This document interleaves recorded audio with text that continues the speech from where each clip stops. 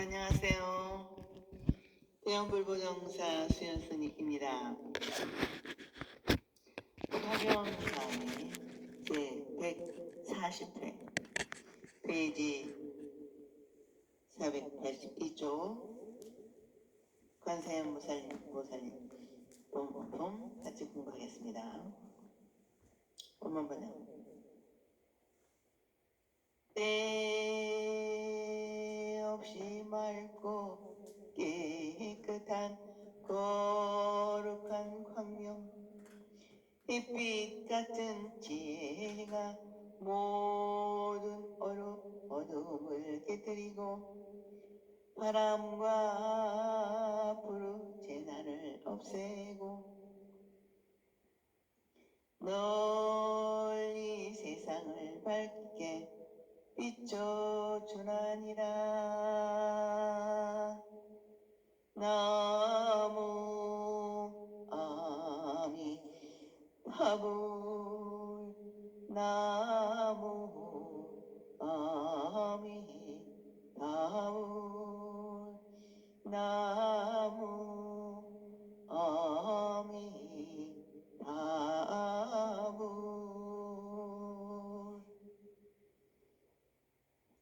관세음 보살이 앞에서 말한 지혜와 자비를 갖추고 또 전유 경지를 이루어 이 세상의 중생을 기여하는 인격적한 활동을 찬단하는 말씀이다. 때없이 맑고 깨끗한 광명이란 관세음 보살의 오간이 때없이 맑고 깨끗한 빛으로 되어 이 빛으로 모든 존재를 있는 그대로 살피고 중생을 자비의 광명으로 감싸준다는 것이다.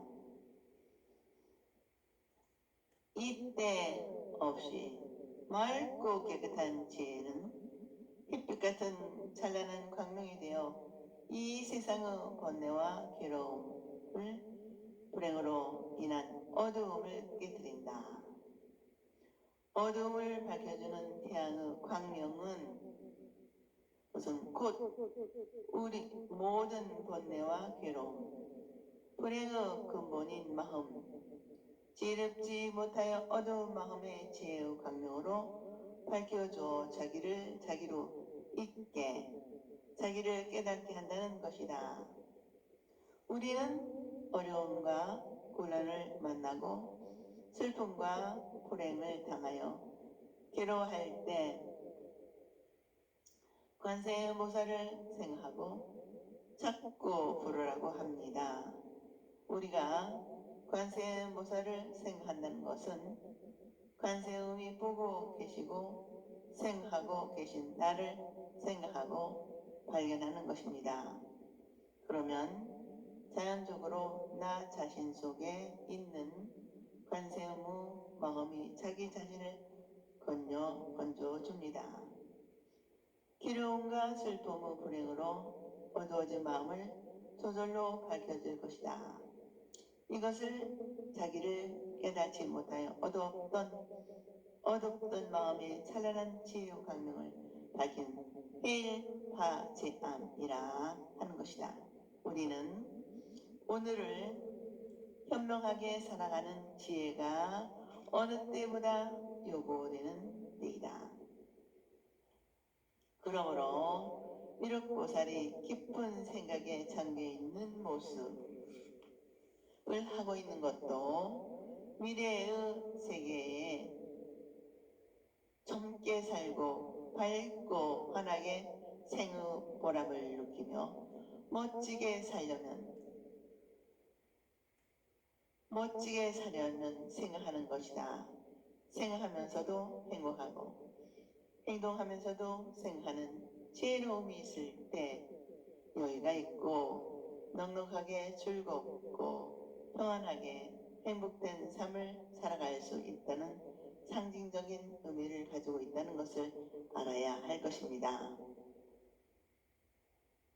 햇빛 같은 지혜가 모든 어두움을 깨뜨리고 마음을 밝히면 바람과 불을 비롯한 모든 재난을 없애고 꺼지지 않는 활을 타고 있는 불꽃의 광명, 지의 구석구석까지, 세계의 구석구석까지 환하게 밝혀준다. 빛나면서 세상을 밝게 비춰준다는 것은 부처님의 거룩한 가르침을 배우고 익혀서 지혜가 생기면 그 지혜의 힘이 햇빛같이 빛나서 모든 중생의 어려움과 그릇된 일을 없애 중생의 어둠이요 불행인 생사를 벗어나게 한다는 것이다.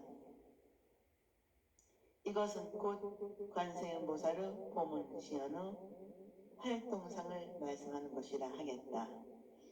다시 말하면 본뇌를 한번 바뀌면 곧 깨달음이라는 본뇌축보리를 말씀하는 것이고, 관세음보살은 중생의 마음을 살펴 중생의 괴로움과 재난이 되는 생사고뇌를 벗어나 영원한 생명, 부처님 같은 생명을 깨닫고 얻게 하신다는 것이다. 본문 번역. 자비하신 모습인 걔는 우후레와 같고 사랑스러운 마음은 아름다운 구름과 같아 탐노 법비를 부려서 본내의 물꽃을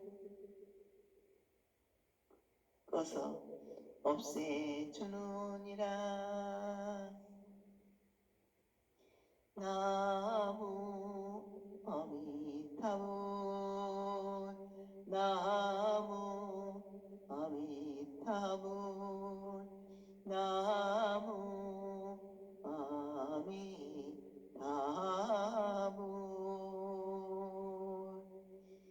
중생에 대한 평등하게 어여삐 여기는 마음이 모습으로 나타나는 것이 관세음보살의 실천적인 기가 되어서 그 실천하는 몸짓이 우정으로 우레와 같이 온 천지에 울려 퍼져서 중생을 삼가도록 만든다.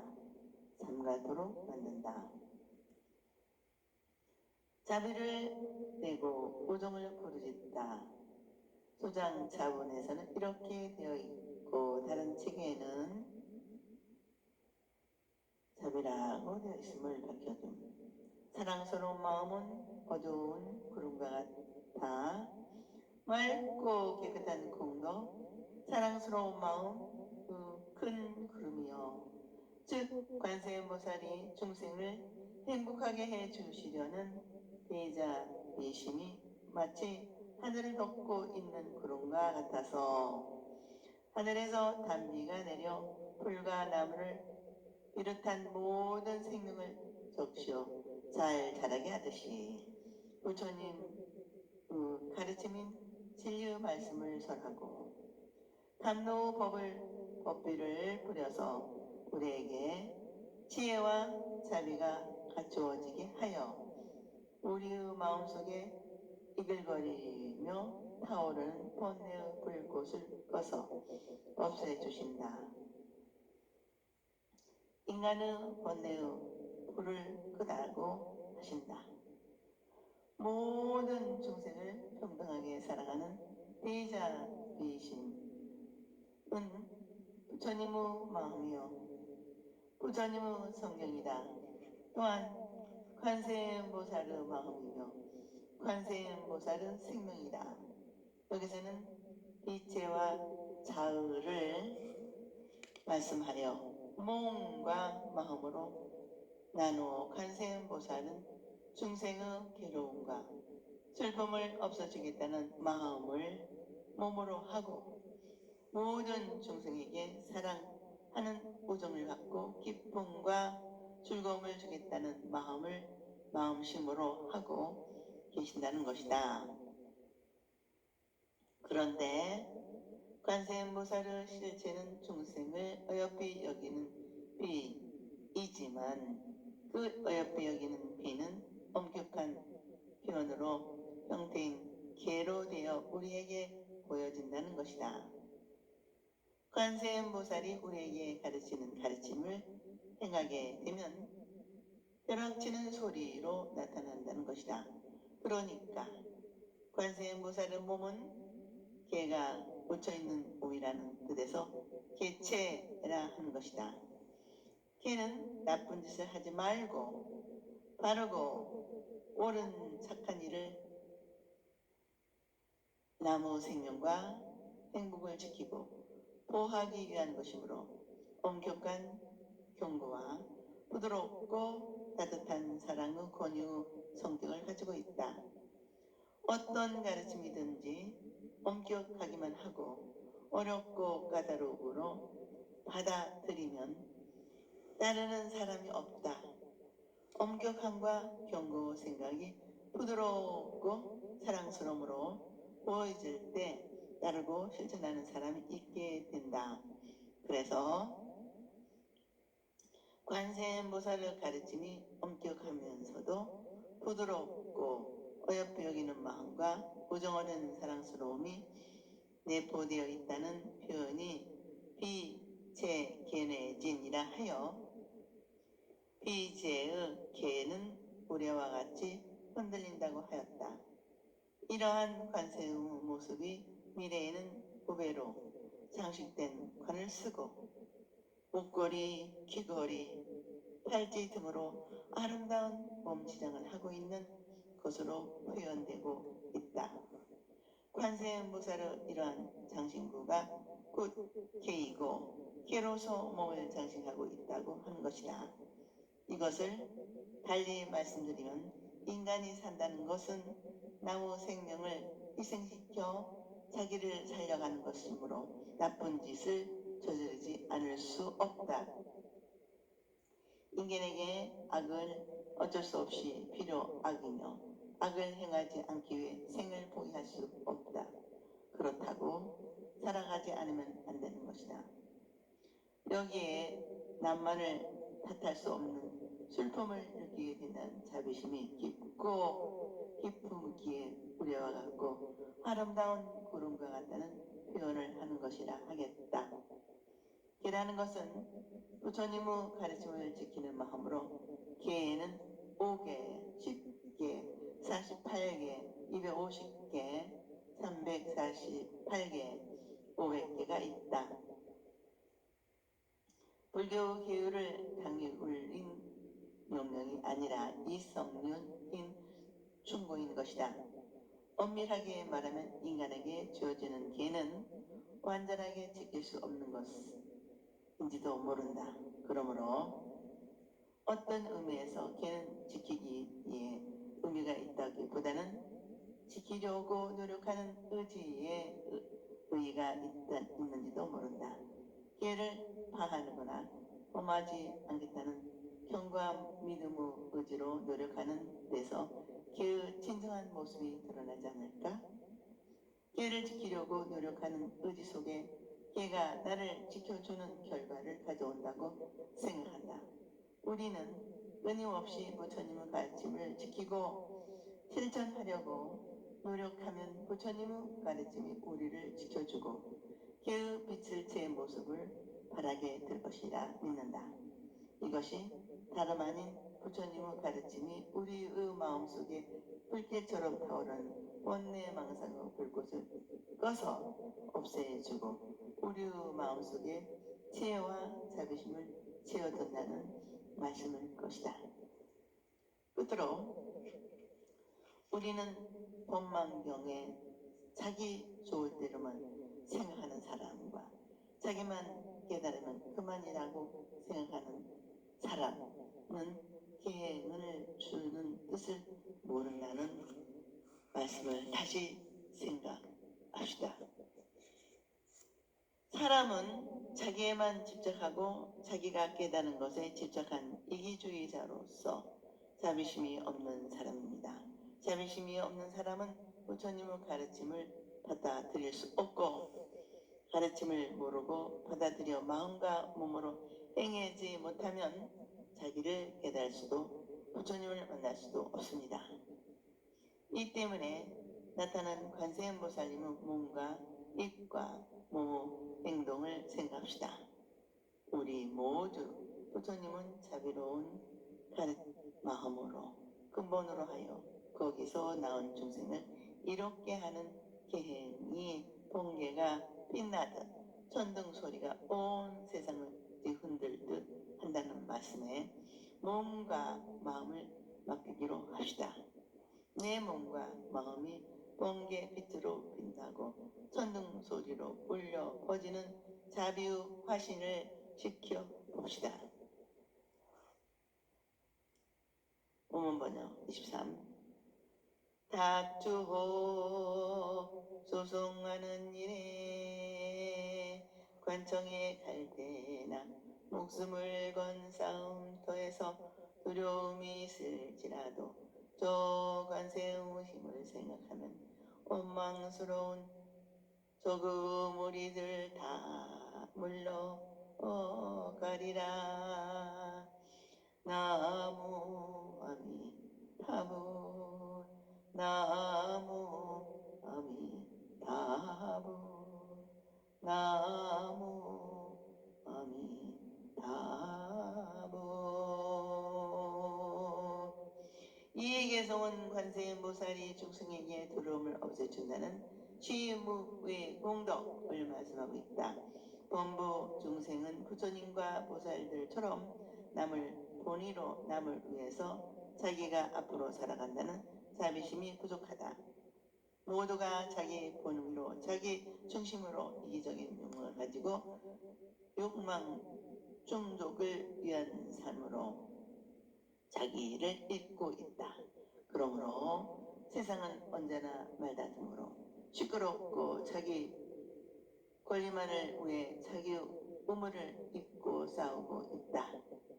또한 오늘날 사회는 물질 위주 황금 만능으로 풍조가 날 갖가지 분쟁과 다툼이 끊임없이 일어나고 있다.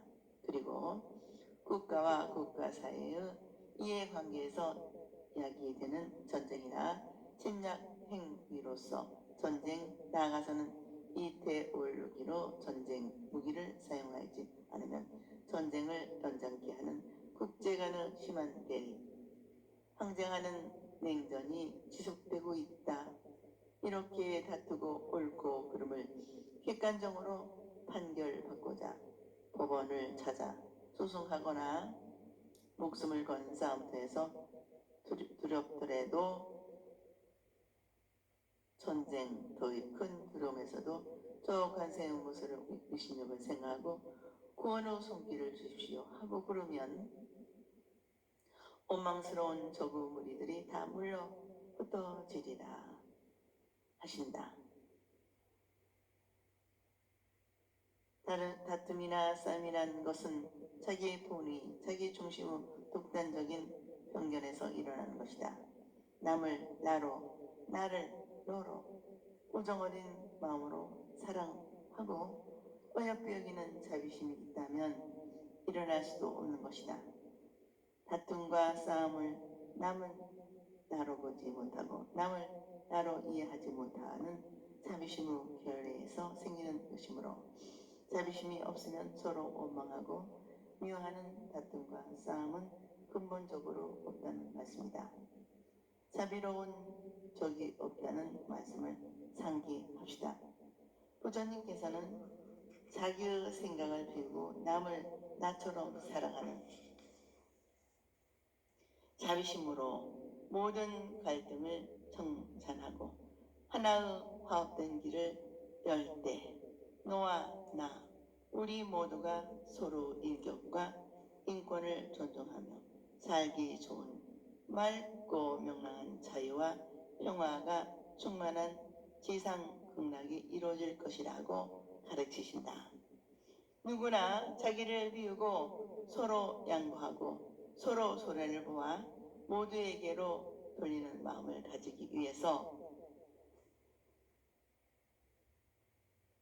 독속적인 아집에 사로잡힌 중생에게 관세음보살을 생각하고 찾아 불러 자기 속에 있는 관세음으로 돌아가게 하나 되기를 권하시는 말씀입니다. 그리고 다툼이나 싸움으로 법원으로 재판과 같은 심판기관에서 기존에 스스로 자기를 판단하는 자세로 돌아가 객관적인 법의 심판을 요구할 것이 아니라 자기의 양심에 호소하여 양심의 재판을 받으라는 말씀입니다. 만약 기정사실화된 사건으로 재판장에 서거나 목숨을 건 싸움터에 몸을 맡기게 되는 경우라도 나 혼자만이 아닌 모두 권리와 인권을 찾고 정의를 실현하겠다는 관세음보살의 마음을 가지라는 것이며 국가와 거래의 생명과 재산을 지키고 자유와 평화를 찾아줘야 하겠다는 사명을 가지고 정의의 군대, 평화의 군대에 있기를 바라는 것이다. 이러한 마음가짐으로 관세음보살을 생각하면 저절로 가마를 주어 그 다툼의 근본, 싸움의 근본이 없어진다는 것이다. 상대편에서도 관세음보살과 같은 자비심이 생겨 다투거나 싸우지 않게 된다는 것이다. 또한 관세음보살과 하나 된 마음을 가지면 자기 자신이 법정에 나가서도 양심의 꺼림이 없고 추호도 양심의 가책이 없이 떳떳하고 마음이 편안하며 결국은 나로 하여금 모든 사람의 권리를 찾아 정의를 구원하는 것이 열릴 것이다. 모든 사람의 정의를 구원하는 길이 열릴 것이다. 전쟁에 있어서도 마찬가지로 목숨을 건 싸움이 들어오기는커녕 온 국민의 생명과 재산을 지키고 보호한다는 사명감으로서 반드시 필승의 신념으로 싸워 국민의 군대로서 목숨을 바치는 것이 영광스럽고 다시 새롭게 태어난다는 자기 생각의 승화의 길을 바라게 될 것이다. 그와 같은 생각과 신념을 가지면 모든 국민은 한마음 한뜻으로 총화, 단결하여 자기의 책임과 의무에 충실하는 것이 곧 싸움터에서 생명을 바치는 용사의 교회가 있게 되어 자기의 생활터에는 평화를 실현하기 위한 승리의 마당으로 꾸며갈 것이다. 그리하여 모두가 전쟁을 이루사에 영원히 기록될 평화의 축전으로 만들게 될 것이다. 원문번역 24. 미묘한 소리, 세상을 살피는 소리, 맑고 깨끗한 소리, 바다의 조수 소리와 같은 그 음성 저 세상의 소리보다 뛰어나시니 그러므로 마땅히 항상 생각할지리라.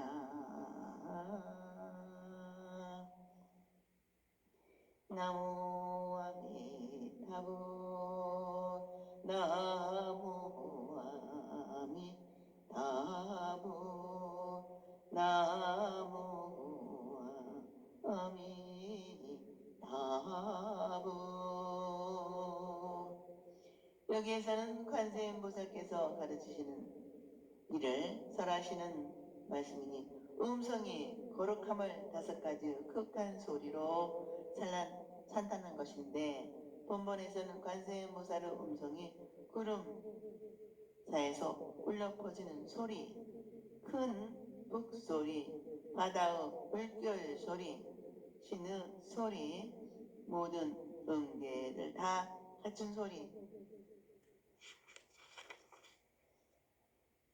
이니 관세음보살 의신력을 생각해야 된다. 이거 되어 있다. 이 기절을 좀 더 알기 쉽게 우리말로 옮기면 관세음보살의 음성은 구름 사이에서 울려 퍼지는 소리, 큰 북소리와 같아 비구름처럼 울리며 바다의 물결 소리 같고 법왕이 미묘한 소리같이 모든 소리를 다 갖춘 이 세상의 소리보다 뛰어난 소리로 이 음성이 온 세계에 울려 퍼지는 생명의 말씀이니 이 세상을 온 세계에 울려 퍼지는 생명의 말씀이니 마음에 항상 생각하지 않으면 안 될 분이 관세음보살이라는 것이다.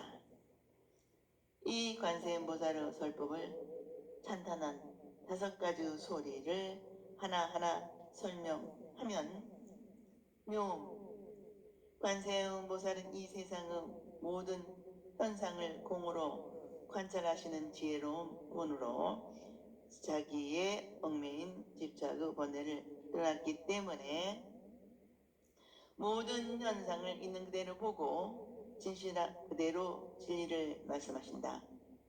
그러므로 모든 소리를 다 진리의 음성이요 진리의 속삭임이요 관세음보살은 본래 소리 없는 소리로 끊임없는 말씀을 하시고 들음이 없이 들으시는 분이다. 그러므로 어디에도 걸림이 없는 말씀, 걸림이 없기에 자유자재롭기 때문에 신의 소리, 신의 메어리와 같다고 묘음이라 한다. 우리가 관세음보살과 하나가 된 마음이 되면 관세음보살의 소리 없는 소리를 들을 수 있게 된다. 이러한 경지에 이르면 물소리, 바람소리, 빗소리, 새소리 등 모든 소리가 관세음의 소리가 되고 모두 진리가 된다.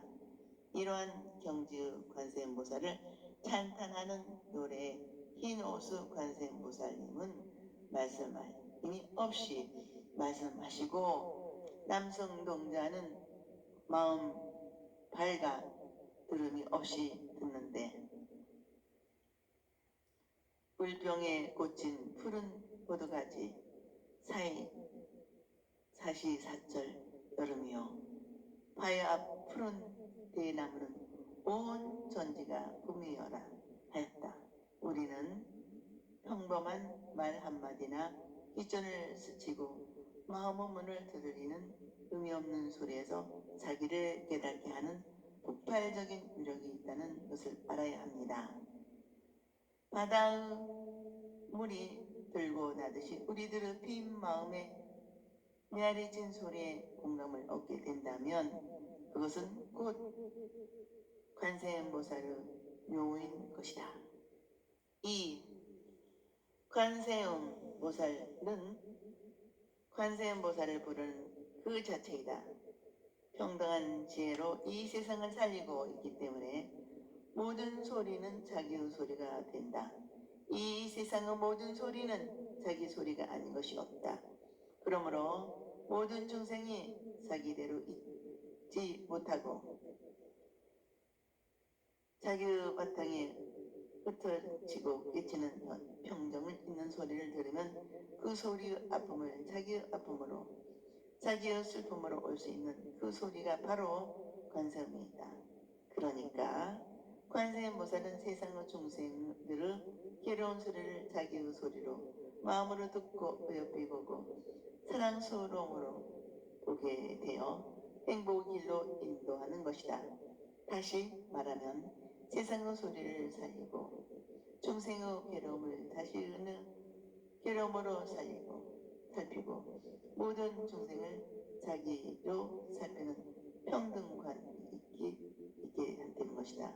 그래서 관세음보살을 보면서 듣고 들으면서 보는 본인과 동시에 듣는 관세음보살과 들어지는 중생의 소리가 바로 존재하는 것이 아니라 언제나 하나로 있는 것이다.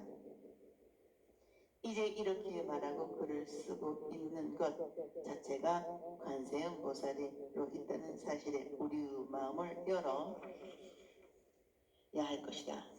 3. 좋은 소리, 맑고 깨끗한 소리, 때 없는 소리라는 뜻이다. 관세음보살은 너와 나의 분별이나 대립을 초월하여 자기의 얽매이는 집착을 벗어난 번뇌가 없이 맑고 깨끗한 마음으로 사물을 살피는 분이다. 그러므로 관세음에게는 모든 소리가 다 맑고 깨끗하게 정화되어 들리게 되는 것이다. 우리 사원에서는 종소리나 북소리, 설법하는 소리, 경리는 소리, 불공이나 기도 의식에서 연불하는 소리들을 법 음성이라 한다. 이 음성을 듣는 사람은 모두 열반을 얻고 깨달음을 얻는다고 한다. 종소리나 북소리에 부처님의 말씀이 들린다고 하며 그 소리를 통하여 참다운 인간 성인 불성을 깨닫게 된다. 이러한 경지를 중국의 소동파의 마음의 말씀에서 더욱 분명히 읽을 수 있을 것입니다. 소동파는 중국 북송대의 원인으로 이름은 식이고 호가 동파이고 시의 문장 그리고 그림에도 조예가 깊은 학자로 당송 8대 문 장가의 사람이다. 그는 정치 생활의 무상으로 말미암아 여러 고수를 전전하는 동안 많은 고순 대덕을 사귀어 불교 듣기 선의 깊은 뜻을 동달한 인격자였다. 소동파가 호남성 동정호 근처의 흥남에 있을 때 옥천사의 승호선사를 찾아갔다. 스님께서 대의는 누구십니까? 하고 물으니 나의 성은 친가요 한다. 스님께서 아니 친가라니요 하였더니 또 하는 말이 천하의 큰 스님들을 달아보는 저울이란 말씀이요 하였다. 이 말이 떨어지자마자 스님께서 산이 무너질 듯한 큰 소리로 악! 하면서 큰 소리를 부르짖고는 이것은 몇 균이나 됩니까? 하였다. 소동파는 얼빠진 사람들은 멍하니 서서 대답할 바를 몰랐다.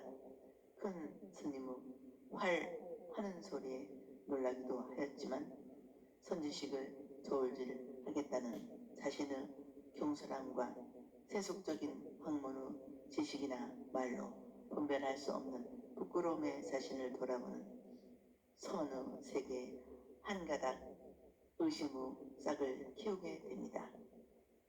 그 후 여산 귀종사가 불인유원 선사에게 불교 진리를 묻고 배우는 기회가 있어 아주 친숙해졌다.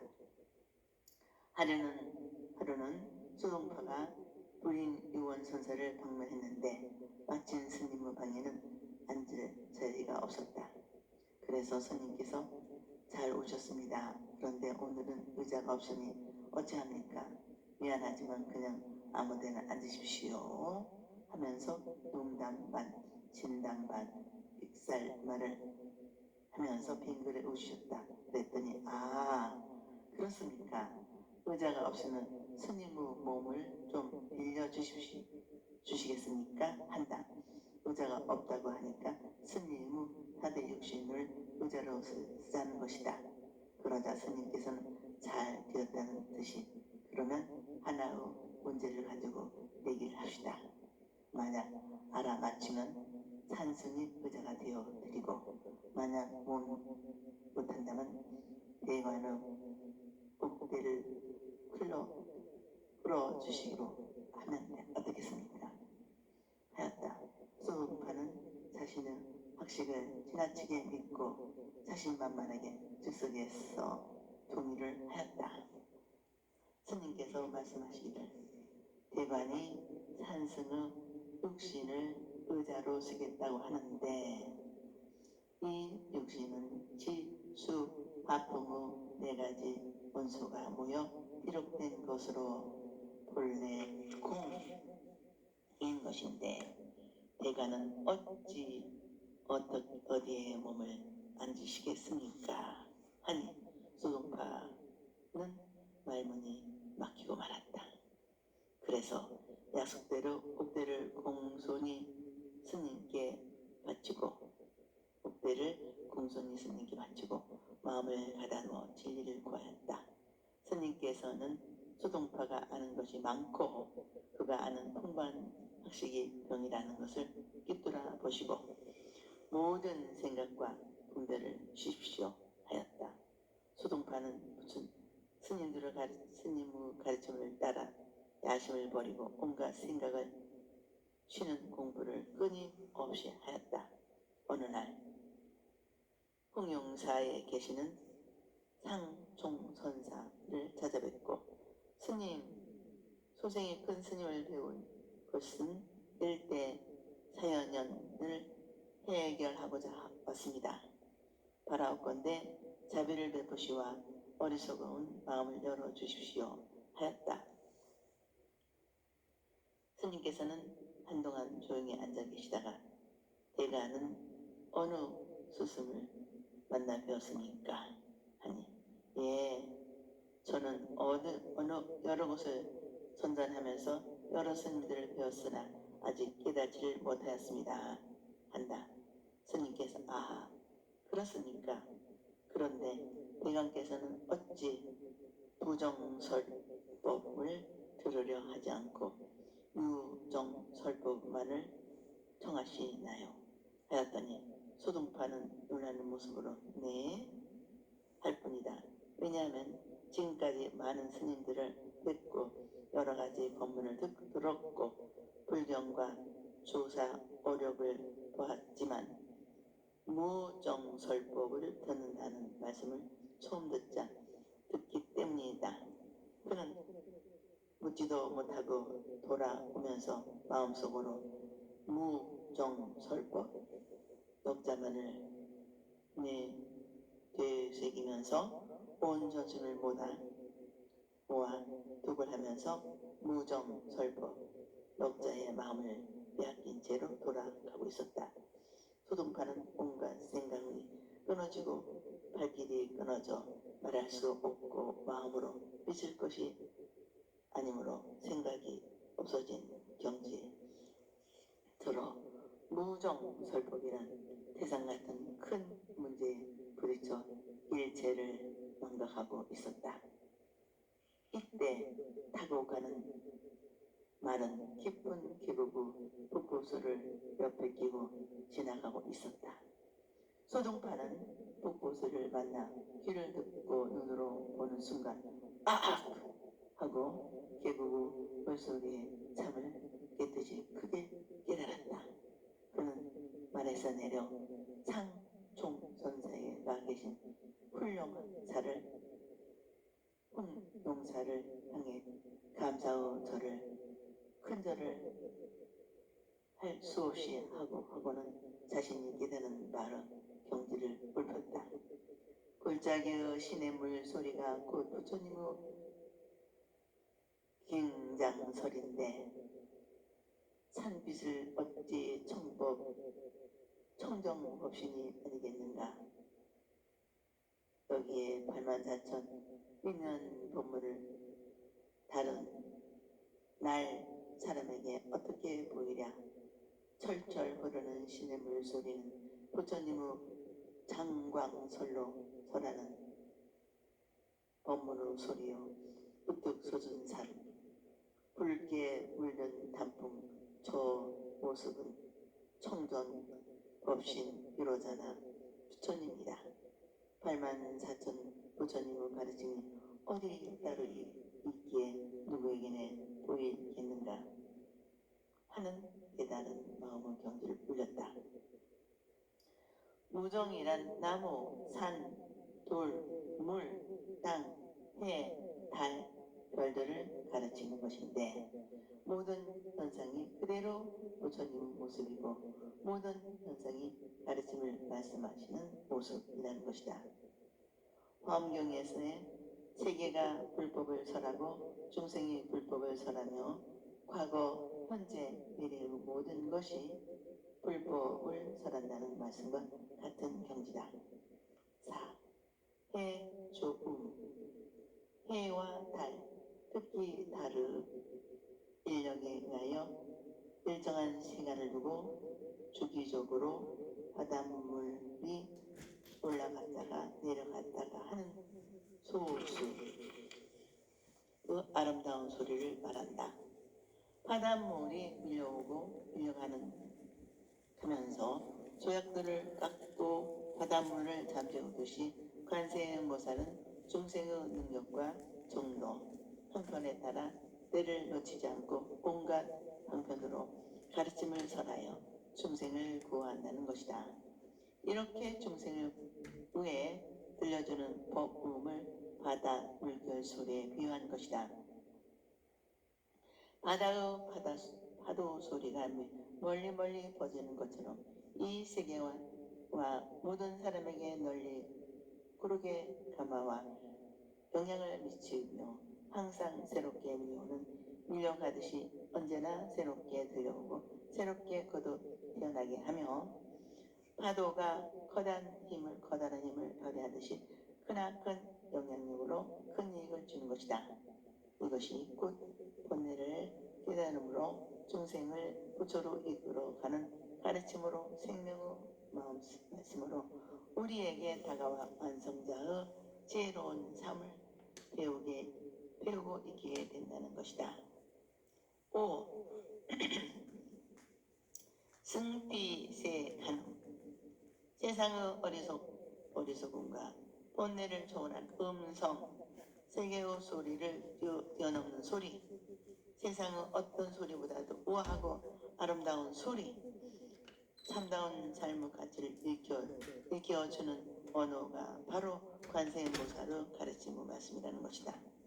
관세음보살이 우리에게 들려주는 지혜로운 말씀은 고뇌와 불행을 극복하고 지혜로운 삶을 살아가는 비결을 전해주는 인간 승리, 생명의 말씀이다.